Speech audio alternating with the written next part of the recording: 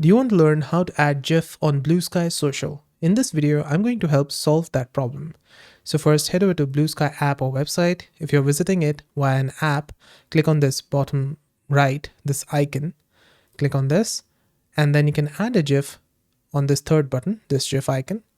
Or if you're visiting it via website, click on the new post on the left, and then you can click on this GIF icon.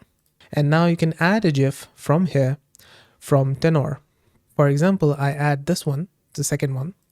Now you can also add alt text on this. This alt text describes images for blind and low vision users, helps give context to everyone. It helps Google to understand what are the contents in this image. Now once you're done adding the GIF to your post, just click on this post button on the top right.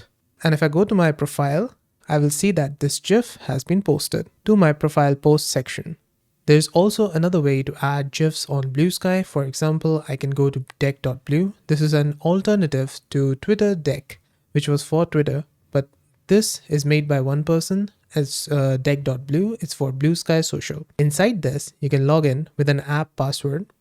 If you want a full tutorial on it, let me know. I have a playlist on deck.blue. You can check it out on my channel. Now here on deck.blue, click on this, type something here, and then there's GIFs.